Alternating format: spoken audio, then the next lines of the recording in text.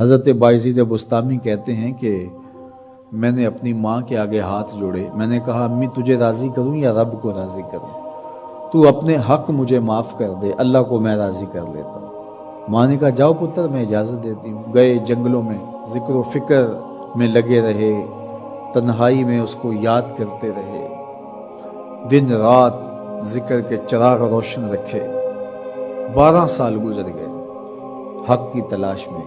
ایک دن واپس بستام کے قریب سے گزر رہے تھے، خیال آیا چلتے چلتے ماں کو سلام کر جاؤں۔ دروازے کو دستک دینے لگے تو اس خیال نے ہاتھ روک لیا کہ ساری زندگی ماں کو سکھ تو دیا کوئی نہیں، اب دکھ بھی کیوں دینے لگے؟ رات کا ایک پہر بیت گیا ہے، سردیوں کی لمبی رات ہے، ماں بستر میں لیٹی ہوگی، تیرے لیے اٹھے گی، دروازہ کھولے گی۔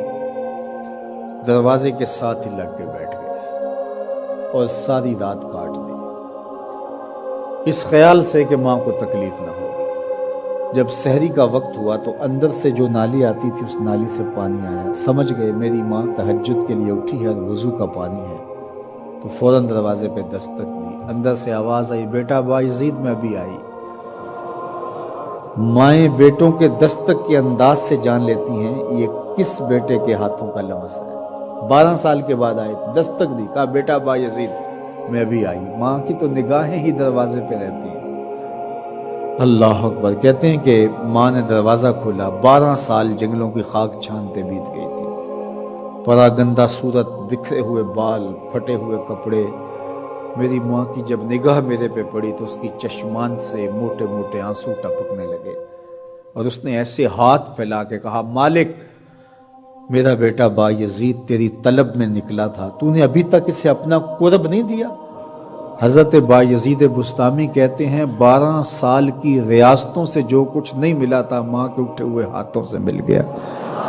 میں نے کہا مالک میں تجھے کہاں ڈھونڈ رہا ہوں، تو کہاں موجود ہے؟ تو ماں باپ کی رضا اللہ کی رضا کا دروازہ کھولتی ہے۔ جن لوگوں کے ماں باپ ناراض ہیں اور وہ جا کے پیر صاحب کی خدمت کرتے ہیں اور میاں ماں کے قدم چومو، باپ کی ٹانگیں دباؤ، ان کی خدمت کرو، تمہارے پہلے مرشد وہ ہیں، ان کو راضی کرو، پھر کسی شیخ کامل کی صحبت میں آنا، دیکھو کیسے دل کی بند کھڑکیاں کھلتی ہیں۔ ایک مرشد تو ناراض کر رہا ہے اور دوسرے مرشد سے تمہیں کیا ملے گا؟ تو راستہ یہیں سے کھلے گا۔ والدین کو کبھی ناراض نہ کرو، والدین کو کبھی دکھ نہ دو، والدین کو کبھی تکلیف نہ پہنچاؤ، اور والدین کو بھی چاہیے کہ اپنی اولاد کو اپنا نافرمان نہ بنائے۔ ایک بزرگ فرماتے ہیں کہ مجھے برابر 30 سال ہو گئے ہیں کہ میں اپنی اولاد کو کوئی حکم ہی نہیں دیا، کوئی حکم نہیں دیا۔ کوئی چیز مجھے چاہیے بھی ہوتی ہے تو میں بصیغہ امر نہیں کہتا، بلکہ ایسے ہی بات کر رہی ہوں، پانی چاہیے تو یہ نہیں کہتا بیٹا پانی لے کر آؤ، میں ویسے ہی کہتا ہوں پیاس لگی ہوئی ہے، تو اگر وہ سمجھ جائے اور وہ خود لے آئے تو اچھی بات ہے، لیکن اگر وہ نہ لائے تو میں نے اس کو حکم ہی نہیں دیا، امر ہی نہیں کیا، تو اس امر کی مخالفت ہی لازم نہیں آئے گی۔ تو کہا 30 سال برابر گزر گئے ہیں، میں نے اپنی اولاد کو حکم نہیں دیا کہ کہیں وہ میری نافرمان نہ ہو جائے، چونکہ اگر وہ نافرمان ہو گئی پلے کچھ نہیں رہے گا۔ جو اولادیں ماں باپ کی نافرمان ہوتی ہے وہ ہوا میں بھی اڑیں، وہ چرخ پہ بھی جھولیں، وہ زمین پہ گرنے والی ہوتی ہیں، کبھی کامیاب نہیں ہو سکتی وہ اولادیں جو ماں باپ کی گستاخ، بے ادب اور نافرمان ہوتی ہیں۔